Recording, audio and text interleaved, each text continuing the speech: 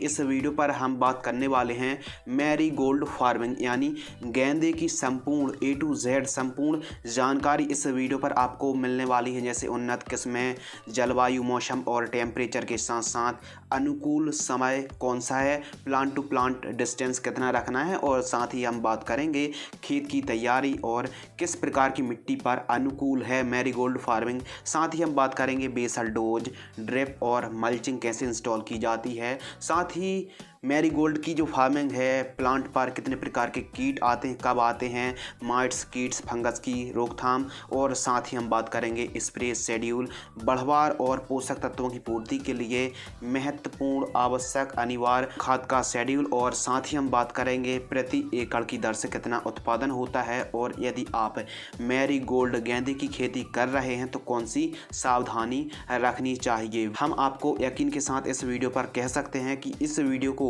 देखने के बाद आपको अन्य वीडियो देखने की कोई भी आवश्यकता नहीं पड़ेगी। इस वीडियो पर हम आपको डीपली विस्तार के साथ प्लांटेशन से लेके खेत तैयार करने से लेके हार्वेस्टिंग तक की A to Z संपूर्ण जानकारी बतलाने वाले हैं। तो चलिए शुरू करते हैं। सर्वप्रथम बात करते हैं अनुकूल समय। तो गेंदे की खेती आप जुलाई अगस्त महीने पर कर सकते हैं, क्योंकि जो फेस्टिवल आते हैं जैसे दीपावली है और अन्य त्योहारों पर काफ़ी ज़्यादा डिमांड होती है। तो जुलाई मध्य अगस्त के प्रारंभिक सप्ताह पर यदि प्लांटेशन आप करते हैं तो काफ़ी अच्छा रेट मिलेगा। इसके अलावा जुलाई अगस्त के अलावा आप फरवरी और मार्च महीने पर आप गेंदे की खेती कर सकते हैं। इसके अलावा बात करते हैं अनुकूल मिट्टी, जलवायु, मौसम के साथ साथ टेम्परेचर। तो भारत के सभी राज्यों पर आप मैरीगोल्ड फार्मिंग को आसानी से कर सकते हैं, आसानी से उगा सकते हैं भारत के सभी राज्यों पर। और इसके लिए सॉइल काली दोमट, हल्की दोमट मिट्टी, गहरी एवं बलुई मिट्टी पर जिसका मृदा का pH मान 6 से 7.5 के आसपास रहना चाहिए। और यदि टेम्परेचर की बात करें तो 14 डिग्री सेल्सियस से 30 डिग्री सेल्सियस तक का जो टेम्परेचर है काफ़ी अच्छा रहता है। और पुष्पन स्टेज पर जितना मौसम साफ रहेगा, यानी पुष्पन स्टेज पर 28 से 30 डिग्री सेल्सियस का टेम्परेचर इस फसल को चाहिए है। इसके अलावा अधिक ठंड पर पाला लगने की अधिक संभावना रहती है, यानी पाले से फसल क्षतिग्रस्त हो जाती है। और हाई टेम्परेचर से भी, यानी 35 के ऊपर जब टेम्परेचर जाता है तो ऐसी सिचुएशन पर भी इस फसल की जो सहनशील क्षमता है वो कम हो जाती है। तो थोड़ा सा मौसम को ध्यान में रखते हुए ही आप मैरीगोल्ड की खेती कर सकते हैं। इसके अलावा बात करते हैं उन्नत हाइब्रिड बेस्ट वैरायटी जिनका उपज उत्पादन अच्छा है। इंडस सीड्स की टेनिस बॉल जो येलो रंग की होती है, कलकत्ता। इसके अलावा एरो गोल्ड F1 को लगा सकते हैं। US एग्री सीड्स की 502 वैरायटी को भी आप लगा सकते हैं। मैरीगोल्ड फ्लावर की डिमांड मार्केट में हमेशा बनी रहती है, तो जो येलो रंग है, येलो रंग की भी काफ़ी ज़्यादा डिमांड रहती है। इसके अलावा ऑरेंज रंग की भी काफ़ी ज़्यादा डिमांड रहती है, लेकिन येलो रंग जो होता है उसकी डिमांड, मैरीगोल्ड फ्लावर की डिमांड मार्केट में हमेशा बनी रहती है। जैसे शादियों का सीजन है, कोई फेस्टिवल है, कोई त्यौहार है, दीपावली है, तो ऐसे सीजन पर आप अर्ली खेती करके भी काफ़ी अच्छा मुनाफा ले सकते हैं। तो जो वैरायटी हैं यह रंग पर भी डिपेंड करती हैं, येलो और ऑरेंज। तो जो येलो वैरायटी हैं, येलो रंग के फ्लावर हैं, उनकी मार्केटिंग डिमांड काफ़ी ज़्यादा रहती है। आइए हम तैयारी करते हैं खेत की। तो खेत की तैयारी किस प्रकार करना है। सर्वप्रथम गहराई में चलने वाले हल प्लाव से आप जुताई कराइए, यानी सर्वप्रथम आपको प्लाव की मदद से ठीक तरीके से गहरी जुताई करा लेना है। और कुछ दिनों का 15 से 1 महीने तक का आप तेज़ धूप लगवाएं। फिर कल्टीवेटर को आप ठीक तरीके से पाटा लगवाकर कल्टीवेटर को चलवा दीजिए, और उसके बाद आप रोटोवेटर से खेत को समतल करा दीजिए, यानी रोटोवेटर से ठीक तरीके से मिट्टी समतल हो जाए और जो मिट्टी है वह भी भुरभुरी हो जानी चाहिए, जिससे हम जब बेड बनाएंगे तो बेड बनाने में बड़ी ही आसानी होगी। और जो मल्चिंग पेपर हम लगाने वाले, इंस्टॉल करने वाले हैं, उसको भी क्षति नहीं पहुंचेगी। तो मिट्टी भुरभुरी होनी चाहिए, उतनी ही अच्छी बेड बनेगी। इसके अलावा बात करते हैं बेड तैयार। तो बेड तैयार आपको किस प्रकार करना है। कुछ इस प्रकार बेड राइजर से आप 3-3 फीट की बेडों को तैयार करा लीजिए। यानी बेड से बेड की जो आपको डिस्टेंस रखनी है, बेड की चौड़ाई आपको 3 फीट रखनी है और बेड से बेड की दूरी आपको 2.5 से 3 फीट रखनी है। जब हम प्लांटेशन करेंगे तो सेंटर टू सेंटर की जो दूरी है 4 से 5 फीट आप रख सकते हैं और बेड की जो ऊंचाई है वो आपको 1 फीट रखनी है। हम एक बार और रिपीट कर रहे हैं, बेड से बेड का डिस्टेंस 2.5 से 3 फीट आप रख सकते हैं और बेड की जो चौड़ाई है लगभग आप 3 फीट रख सकते हैं। अगले विषय के बारे में बात करते हैं, पौधे से पौधे की दूरी, प्लांट टू प्लांट डिस्टेंस। आप जैग भी लगा सकते हैं और सिंगल लाइन पर भी रोपाई कर सकते हैं। यदि आप सिंगल लाइन पर भी काफ़ी अच्छा प्रोडक्शन मिलता है, यदि आप सिंगल लाइन पर रोपाई कर रहे हैं तो पौधे से पौधे की दूरी आप 1-1 फीट रख सकते हैं। अब कई किसान भाई कई प्रकार से मैरीगोल्ड की खेती करते हैं। कई किसान भाई एक मल्चिंग पेपर पर एक बेड पर 3-3 लाइन भी लगा देते हैं। कई किसान भाई जैग लगाते हैं। कई किसान भाई आमने सामने प्लांटेशन करते हैं। तो कई किसान भाई सिंगल लाइन पर भी मैरीगोल्ड की प्लांटेशन करते हैं। एक पौधे को आपको लगाना है और 1-1 फीट का अंतराल रखना है। वहीं यदि प्लांट की बात करें तो प्रति एकड़ पौधे की ज़रूरत लगभग 14,000 से 16,000 प्रति एकड़ की दर से पौधों की हमको ज़रूरत पड़ने वाली है। इसके अलावा बात करते हैं और भी महत्वपूर्ण टॉपिक, बेसल डोज। जब हम बेड तैयार कर रहे हैं उस समय कौन कौन सी खादों को देना है, आप सर्वप्रथम बेड मेकर से बेडों को तैयार करवाइए और हाफ बेड बन जाने के बाद, तैयार हो जाने के बाद आप कौन कौन सी खादों को देना है कृपया ध्यान दीजिए। लगभग 4 ट्राली गोबर की खाद, 1 बैग DAP खाद 50 किलोग्राम, इसके अलावा 1 bag SSP single super phosphate powder form वाली 50 किलोग्राम, 25 किलोग्राम MOP म्यूरेट और पोटास को और साथ ही 3 किलोग्राम दानेदार कीटनाशक रिजेंट को आप मिक्स करके इन सभी का मिश्रण तैयार करके बेड के ऊपर दीजिए एवं सेकेंड टाइम बेड मेकर से आप वापस से बेडों को तैयार करा दीजिए। इसके अलावा बात करते हैं ड्रिप और मल्चिंग।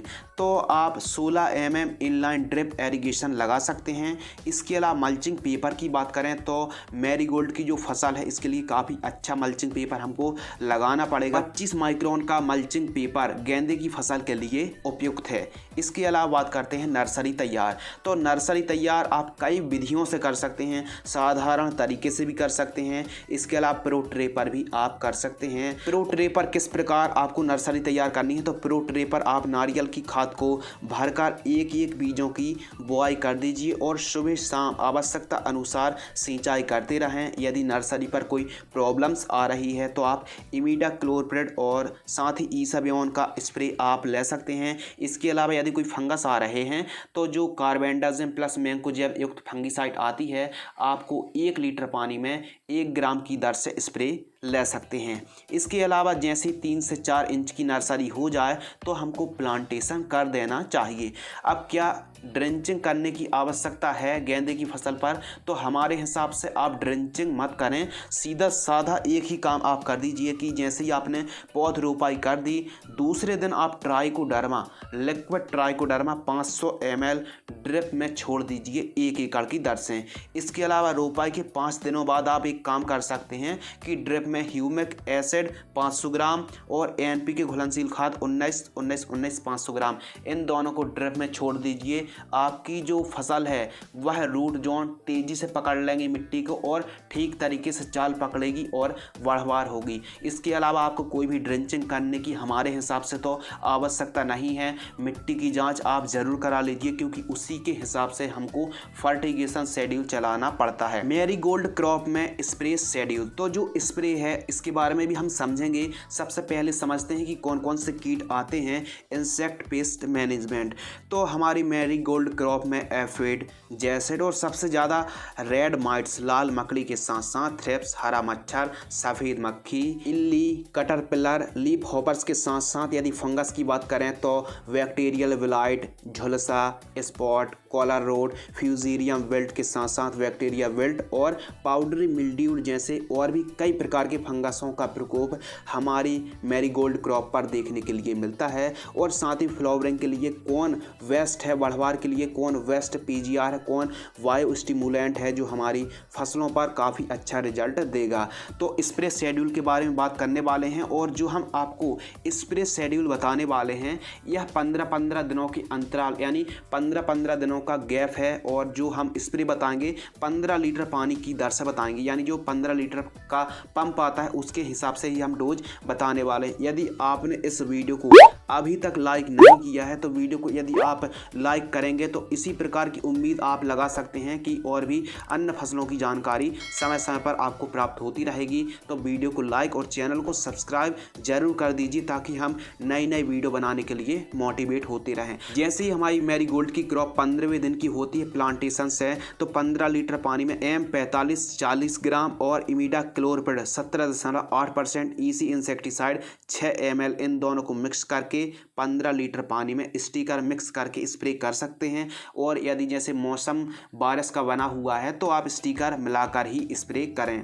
इसके अलावा 30 दिन की क्रॉप होती है प्लांटेशन से तो 15 लीटर पानी में एंट्राकॉल यानी प्रोपिनेब 70% 40 ग्राम, ईसा बियॉन्ड टॉनिक लेना है 30 ml और रोगोर यानी डाईमेथॉइड 30% EC इंसेक्टिसाइड 25 ml इन तीनों को मिक्स करके 15 लीटर पानी में स्प्रे कर सकते हैं।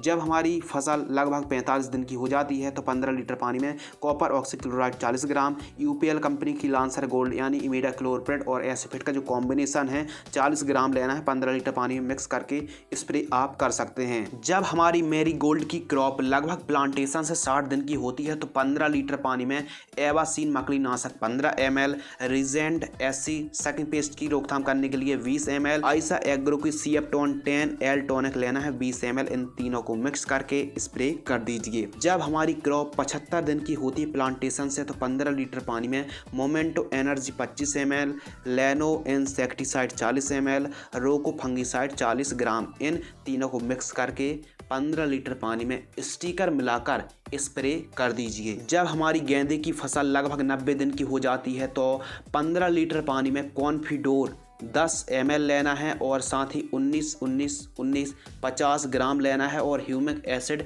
30 ग्राम लेना है, इन तीनों को मिक्स करके 15 लीटर पानी की दर से स्प्रे कर दीजिए। जब हमारी गेंदे की फसल 115 दिन की होती है तो 15 लीटर पानी में बोरॉन भी 20% वाली 30 ग्राम, स्वाधीन फंगिसाइड जिसमें टेबुकोनोजोल और सल्फर का कॉम्बिनेशन है 40 ग्राम और साथ ही वायर कंपनी की सोलोमन इंसेक्टिसाइड जिसमें कॉम्बिनेशन है इमिडाक्लोप्रिड और वीटासाइक्लोथ्रीन का कॉम्बिनेशन है 12 ml लेना है, इन तीनों को मिक्स करके स्प्रे कर दीजिए। काफ़ी शानदार रिजल्ट परिणाम प्राप्त होंगे। जब हमारी मैरीगोल्ड की क्रॉप प्लांटेशन से TP से लगभग 120 दिन की हो जाती है तो 15 लीटर पानी में आपको वायर कंपनी की Planofix alpha naphthyl acetic acid plant growth regulator 5 ml लेना है और PI इंडस्ट्री की कीफान इंसेक्टिसाइड 25 ml और क्रिस्टल की एवासीन मकड़ी नाशक, क्योंकि लाल मकड़ी का प्रकोप काफ़ी ज़्यादा देखने के लिए मिलता है तो क्रिस्टल की एवासीन 15 ml, इन तीनों को मिक्स करके 15 लीटर पानी में स्टिकर मिलाकर ही आपको स्प्रे करना है। बहुत ही अच्छे रिजल्ट प्राप्त होंगे। यह थे मैरीगोल्ड क्रॉप पर 120 दिन तक के स्प्रे। यदि आप इससे भी आगे की स्प्रे चाहते हैं तो इस वीडियो को ज़्यादा से ज़्यादा शेयर करें, हम पार्ट 2 बहुत ही जल्द बना देंगे। इसके अलावा बात करते हैं फर्टिगेशन शेड्यूल यानी खाद का शेड्यूल। तो जो ड्रिप फार्मिंग करते हैं जो किसान भाई, तो ड्रिप के माध्यम से ही हम आपको संपूर्ण फर्टिगेशन शेड्यूल बताने वाले हैं। यदि जो किसान भाई मैरीगोल्ड की क्रॉप सामान्य तरीके से साधारण तरीके से बिना ड्रिप मल्चिंग की खेती कर रहे हैं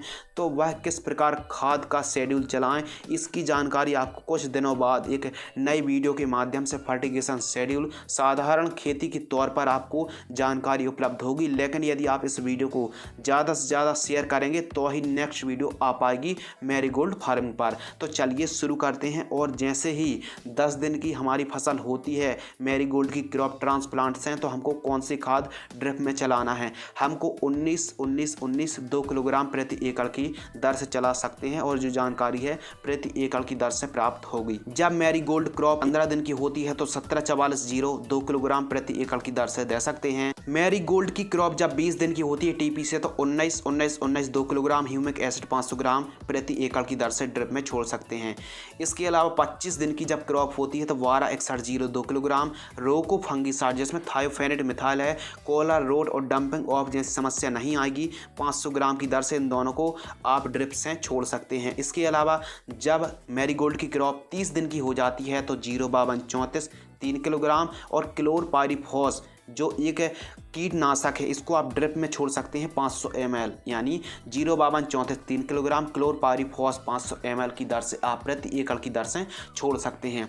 इसके अलावा जब हमारी मैरीगोल्ड की क्रॉप 35 दिन की होती है टीपी से तो हमको केवल कैल्शियम नाइट्रेट 4 किलोग्राम और इसके साथ बोरॉन को 500 ग्राम इन दोनों को मिक्स करके ड्रिप में छोड़ दीजिए। 40 दिन की फसल होती है तो 05234 3 किलोग्राम और चिलेटेड जिंक 500 ग्राम छोड़िए। 45 दिन की क्रॉप होती है तो magnesium sulphate 3 kilogram, ammonium sulphate 3 kilogram प्रति एकड़ की दर से छोड़ें। 50 दिन की क्रॉप होती है तो 13-40-13 4 किलोग्राम और साथ ही सूक्ष्म पोषक तत्व युक्त खाद 2 किलोग्राम ड्रिप से छोड़ें। इसके अलावा 55 दिन की फसल लिक्विड ट्राइकोडर्मा 500 ml प्रति एकड़ की दर से छोड़ सकते हैं। लिक्विड ट्राइकोडर्मा के साथ आप कोई भी रासायनिक खाद या फिर रासायनिक दवाइयों को मिक्स करके प्रयोग ना करें। जब क्रॉप 60 दिन की होती है ट्रांसप्लांट्स तो कैल्शियम नाइट्रेट 4 किलोग्राम और बोरॉन को 500 ग्राम छोड़ सकते हैं। जब 65 दिन की क्रॉप होती है तो नेमेटोड्स जैसी समस्या आती है तो वेलम प्राइम वायर कंपनी की 250 ml और साथ ही 05234 3 किलोग्राम इन दोनों को मिक्स करके प्रति एकड़ की दर से आप छोड़ सकते हैं। इसके अलावा 75 दिन की क्रॉप पर 13-40-13 6 किलोग्राम छोड़ सकते हैं। 85 दिन की क्रॉप पर 19-19-19 NPK घुलनशील खाद 3 किलोग्राम, बोरॉन 500 ग्राम और साथ ही चेलेटेड कैल्शियम 500 ग्राम इन तीनों को मिक्स करके ड्रिप में छोड़ सकते हैं। जब हमारी गेंदे की फसल 95 दिन की होती है तो NPK water soluble fertilisers 0050 5 kilogram, humic acid 500 gram की दर से आप प्रति एकड़ की क्वांटिटी के हिसाब से छोड़ सकते हैं। जब क्रॉप 110 दिन की होती है तो 13-40-13 6 किलोग्राम छोड़ सकते हैं।